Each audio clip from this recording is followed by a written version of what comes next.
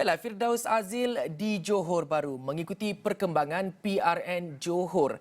Dan kita nak tanya kepada Firdaus. Firdaus, sejauh mana calon Menteri Besar mempengaruhi menang atau kalah pada pilihan raya negeri Johor? Firdaus. Okey, baik. Terima kasih, Syaf. Seperti yang Syaf tanyakan tadi, adakah penting sebenarnya untuk mana-mana parti politik, baik daripada Perikatan Nasional, Pakatan Harapan maupun Barisan Nasional serta parti-parti lain seperti Parti Pejuang ataupun Muda ataupun Warisan sendiri untuk mengenengahkan calon Menteri Besar pilihan mereka. Dan kalau kita ikutkan apa yang kita perhatikan sebelum-sebelum ini, ada dua yang pada perkiraan saya, ada dua tujuan strategi ini diumumkan. Pertamanya ialah mengenai dari sudut politiknya, yang mana sekiranya satu-satu parti itu telah pun mengumum ataupun pimpinan utama parti berkenaan telah mengumumkan calon mereka, maka ia akan memudahkan untuk jentera-jentera pilihan raya masuk sama ada kawasan. Kita faham di Johor ini terdapat 56 kerusi DUN dan sebagainya. Jadi apabila calon itu telah diumumkan secara rasmi, maka ia lebih memudahkan untuk jentera ini masuk ke kawasan-kawasan. Samping mengenengahkan calon di kawasan tersebut, maka mereka juga akan mungkin akan menjual ataupun menjadikan calon Menteri Besar itu sebagai selling point. Jadi saya kira itu juga sangat penting.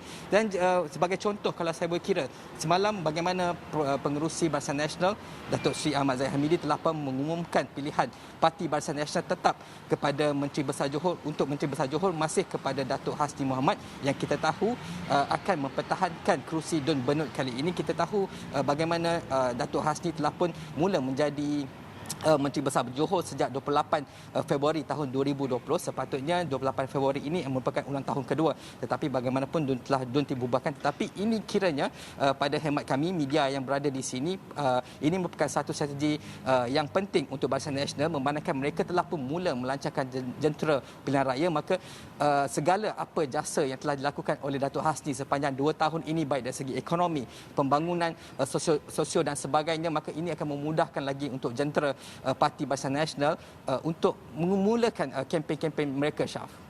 Baik, Firdaus, Barisan Nasional sudah pun umum ya. Jadi bagaimana pula dengan calon Pakatan Harapan? Adakah sah Dr. Mazli bakal menjadi Menteri Besar sekiranya menang pada pilihan raya pada kali ini, atau bagaimana pula dengan senarai calonnya, Firdaus? Baik, memang kita ketahui mungkin sejak 2 minggu lepas nama Dr. Mazli Malik telah pun kedengaran bergentayangan bahawa beliau mungkin akan menjadi calon Menteri Besar untuk Pakatan Harapan, dan sekaligus dan sekiranya nama beliau telah pun disahkan bertanding di kerusi DUN layang-layang, maka itu juga menguatkan lagi kabar angin ataupun kabar-kabar cakap-cakap politik bahawa Dr. Mazli Malik ini sebenarnya bakal menjadi calon Pakatan Harapan untuk Menteri Besar. Bagaimanapun kita bertanyakan awal hari ini, seperti sedia maklum, terdapat satu majlis yang melibatkan pengerusi Pakatan Harapan, iaitu Datuk Seri Anwar Ibrahim. Kita bertanyakan soalan ini kembali kepada beliau, dan ini jawapan Datuk Seri Anwar Ibrahim. Dengarkan.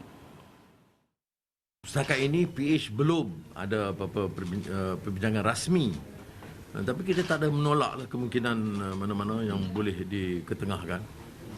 Pasal soal calon pun belum putus. Tapi beliau sudah pasti akan bertanding.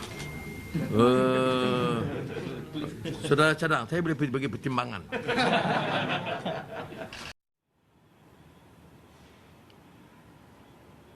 Dan apabila sekiranya nama seseorang calon itu sah menjadi calon Menteri Besar, maka sudah pasti beliau juga apa yang kita panggil ataupun terma politiknya ialah politik ataupun poster boy, yang mana kita akan dapat melihat banyak gambar-gambar Menteri Besar ataupun calon itu akan berada di seluruh pelosok negeri Johor ini. Tetapi bagaimanapun, seperti yang disebutkan masih terlalu awal, apa yang pasti hanyalah daripada Barisan Nasional. Bagaimana pula Pakatan Harapan, sudah ada nama yang dikabar-kabarkan akan menjadi calon Menteri Besar. Di sebelah Perikatan Nasional pula bagaimana, kita masih menunggu, dan itu mungkin berkemungkinan akan berlaku dalam seminggu dua ini. Jadi buat masa ini itu saja yang boleh saya kongsikan dari selatan tanah air. Kembali kepada Syaf, silakan. Baik, terima kasih Firdaus yang berada di Johor untuk kelangsungan PRN Johor pada kali ini, dan banyak lagi perkongsian dapat disaksikan di astroawani.com.